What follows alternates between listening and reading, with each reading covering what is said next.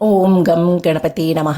ఈ వీడియోలో మాఘమాసంలో ఏ నదిలో స్నానం చేస్తే ఎలాంటి ఫలితాలు వస్తాయో, అలాగే మాఘమాస నదీ స్నానం మహిమ ఎంత గొప్పదో, ఎంత పుణ్యాన్ని ఇస్తుందో, ఎన్ని పాపాలను పోగొడుతుందో, అలాగే ఆరోగ్యాన్ని ఐశ్వర్యాన్ని ఎంత సులువుగా పొందవచ్చో, ఇహలోకంలో పరలోకంలో సుఖ సౌఖ్యాలు ఎలా పొందవచ్చో, సాక్షాత్తు ఆ పరమేశ్వరుడు బ్రహ్మహత్య పాతకాన్ని ఇక్కడ స్నానం చేసి ఎలా పోగొట్టుకున్నాడు, అసలు ఆ బోళాశంకరుడికి బ్రహ్మహత్య పాతకం ఎలా వచ్చింది? బ్రహ్మదేవుడికి 5 తలలున్నాయి కదా, మరి 4 ఎందుకు కనిపిస్తున్నాయి? మిగతా 5వ తల ఏమైంది? మునీశ్వర్లు పరమేశ్వరుని ఎందుకు శపించారు? అసలు శివలింగం ఎలా ఏర్పడింది అనే ఎన్నో రహస్యాల సమాచారమే ఈ అధ్యాయము. ఎంతో అద్భుతమైంది. రహస్యాల మరియు విశేషాల నిధి ఈ అధ్యాయము. చివరిదాకా చూసి లైక్ చేయండి, 10 మందికి షేర్ చేసి ఛానల్ని సబ్స్క్రైబ్ చేసుకోకపోతే సబ్స్క్రైబ్ చేసుకొని బెల్ని యాక్టివ్లో పెట్టుకొని ఆల్ అనే ఆప్షన్లో పెట్టుకోండి. Welcome back to Anu devotional voice. నేను మీ అను. వశిష్ఠ మహాముని మాఘమాస విశేషాన్ని మహిమను తెలిపే ఎన్నో కథలను దిలీప మహారాజుతో పాటు మనందరికీ తెలియచేశారు. ఋషులందరూ మనకి దొరకడం మన పూర్వజన్మ సుకృతం. ఎందుకంటే సూక్ష్మంలో మోక్షం అంటే చాలా చిన్న పనితో పెద్ద ఫలితాన్ని పొందడం. అరటిపండు వలసి మన నోట్లో పెట్టారు, మన నోటి దగ్గరికి అందించారు, మనం తినడమే ఆలస్యం. వారు మన కోసం పడిన శ్రమని వృధా కానీయకుండా అందిపుచ్చుకొని అదృష్టాన్ని పొందుదాం. వశిష్ఠ మహర్షి వద్ద అనేక పుణ్యపురుషుల చరిత్రలను, మాఘమాస నదీ స్నాన మహిమను విన్న దిలీప మహారాజు, మహర్షి మీ దయవలన తెలియని విషయాలెన్నింటినో తెలుసుకున్నాను. కానీ మహర్షి, మాఘమాసమందు ఏ నది పుణ్యతీర్థాల మీద స్నానమాచరించి ఎంత పుణ్య ఫలితాన్ని పొందవచ్చో తెలియచేయమని ప్రార్థిస్తున్నాను అని అన్నాడు. అప్పుడు వశిష్ఠ మహర్షి, ఓ దిలీప మహారాజా, మాఘమాసంలో నదీ స్నానము చేయట మిక్కిలి పుణ్యదాయకము. మాఘమాసంలో ఏ నది నీరైనను గంగాజలమంతటి పవిత్రతను కలిగి ఉంటుంది. కావున మాఘమాసంలో నదీ స్నానము చేయట వలన సర్వ పాపములు నశించును, ఎనలేని పుణ్యము కలుగును. ఇక గంగానది యొక్క విశిష్టతను తెలియని వారుండరు. గంగానది స్నానము ఎంతో ఆరోగ్యప్రదము, పుణ్యదాయకము, పాపాలను హరిస్తుంది. అత్యంత ప్రవాహ వేగము గల గంగానదిలో స్నానం చేయటం వలన ప్రజలకు పాప ప్రక్షాళన జరగగలదు. దేవతలు, మునీశ్వరులు, యోగీశ్వరులు, తపస్సాలురందరూ కూడా గంగానది తీరమునే తమ తమ నివాసాలను ఏర్పరచుకున్నారు. జీవనది అయిన గంగానది అరణ్య మార్గం గుండా ప్రవహించి అనేక వనమూలికాది వృక్ష సముదాయాలతో మమేకమై ఆయుర్వేద జలముగా ప్రసిద్ధికెక్కింది. దీర్ఘ రోగాలతో బాధపడుతున్న వారు సైతం గంగానదిలో స్నానం చేసి పునీతులయ్యారు. పరమేశ్వరుని జటాజుటం నుండి జాలువారుతున్న గంగానది మిక్కిలి పవిత్రమైనది, పుణ్యనదిగా దేవాది దేవాదులందరి చేత కొనియాడబడుతున్నది. మిక్కిలి పవిత్రమైన గంగానదిని గురించి తెలియని వారుండరు. మాఘమాసమందు గంగానదిలో స్నానం చేసినచో విశేష పుణ్యఫలం లభిస్తుంది.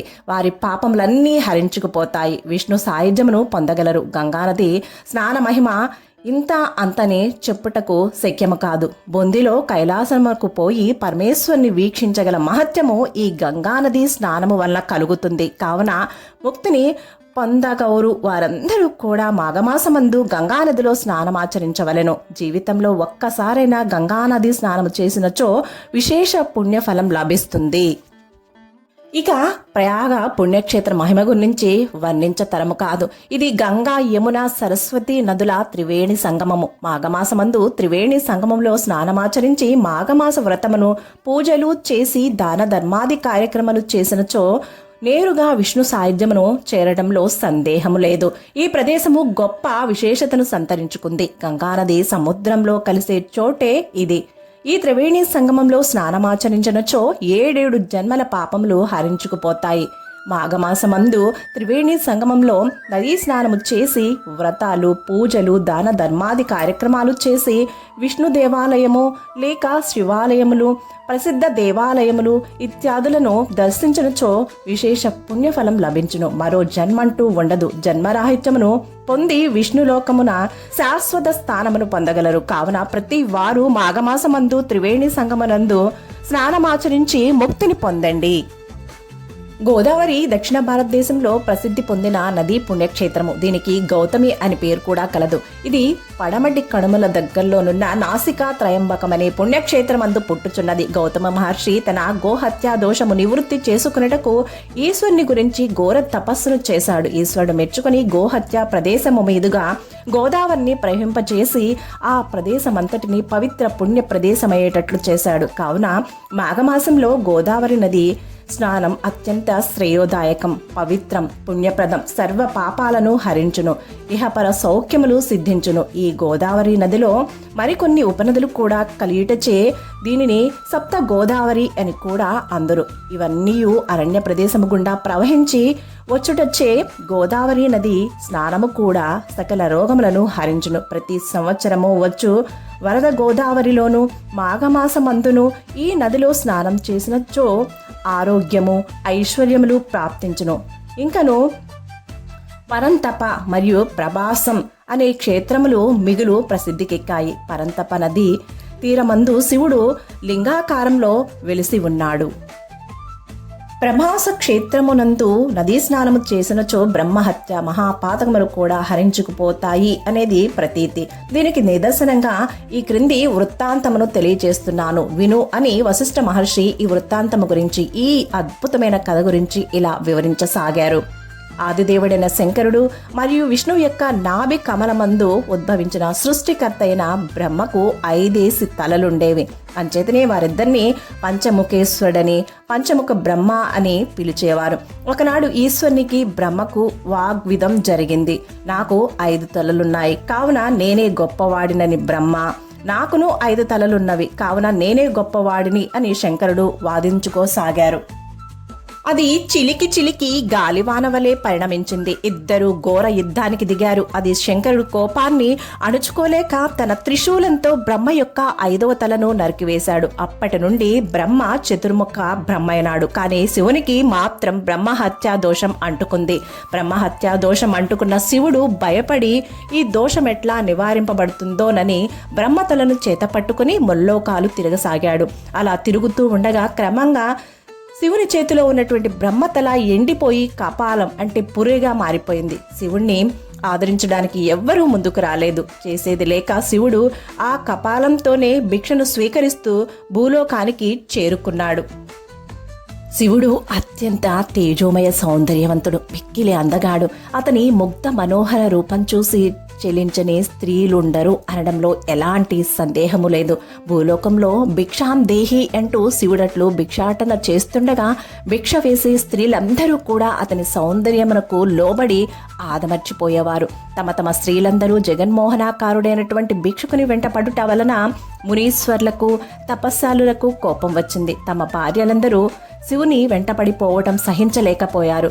వారి కోపం తారాస్థాయికి చేరింది. వెంటనే ఎవడి భిక్షకుడు తమ భార్యలను వశపరుచుకున్నాడు అని కోపంతో ఇతని పురుషత్వం నశించుగాక అని శపించారు. అంతే, భిక్షాటన చేస్తున్న శివుని యొక్క లింగము కింద పడిపోయింది. అసలే బ్రహ్మహత్యా దోషంతో కుమిలిపోతున్న శివుడు చేసేది ఏమీ లేక ఆ లింగమందే ఐక్యమైపోయాడు. శివుడు లింగాకారంలో ఐక్యమవడంతో దానికి ఎనలేని తేజస్సు వచ్చింది. మిక్కిలి కాంతివంతంగా ప్రకాశింపసాగింది. అమిత తేజోవంతముగా ప్రకాశించుతున్న ఆ లింగమును, దాని భయంకర తేజస్సును చూడలేక బ్రహ్మ విష్ణువులు వచ్చి ఓంకారేశ్వరుని ఓదార్చి ప్రయాగ క్షేత్రమునకు తీసుకుని వచ్చి స్నానాది, దానాది, ధర్మాది కృత్యములను గావించి అతని బ్రహ్మహత్య మహాపాతకమును పోగొట్టిరి. భూలోకమందు భక్తులందరూ లింగాకారమందే ఐక్యమయ్యున్న శివుణ్ణి పూజించి కైలాస ప్రాప్తిని పొందసాగారు. శివుడంతటి వాడే తన బ్రహ్మహత్య మహాపాతకమును పోగొట్టుకోవడానికి ప్రయాగ క్షేత్రమందు స్నానమాడి పూజా పునస్కారాలు, దాన ధర్మాది క్రతువులు నిర్వర్తించాడు. కావున ప్రయాగ క్షేత్రము అత్యంత పుణ్యప్రదమైనది. ఇక్కడ త్రివేణి సంగమమందు స్నానమాచరించినచో సర్వ పాపములు హరించుకుపోతాయి అని చెప్పడానికి పైన వృత్తాంతమే నిదర్శనము అని వశిష్ఠుల వారు దిలీప మహారాజుకు ఇలా పై వృత్తాంతాన్ని వివరించారు. అలా వశిష్ఠుల వారు దిలీప మహారాజుతో పాటు మనందరికీ కూడా మాఘమాసంలో గంగా నది స్నానము ఎంత పుణ్యప్రదమైనదో, అలాగే ప్రయాగ క్షేత్రంలో స్నానమాచరించినచో బ్రహ్మహత్య మహాపాతకాలే పోగొట్టుకోవచ్చనియు, అలాగే చతుర్ముఖ బ్రహ్మ యొక్క 5వ తల ఏమైంది, అలాగే లింగము శివలింగము ఎలా ఏర్పడింది అనే ఎన్నో విశేషాల అద్భుత అధ్యాయాన్ని మనం ఈరోజు విన్నాం, తెలుసుకున్నాం. మాఘపురాణం 12వ అధ్యాయం సంపూర్ణం. సర్వే జనా సుఖినో భవంతు. శుభం. Thank you for watching. Please like, share, comment on my video. Please subscribe my channel.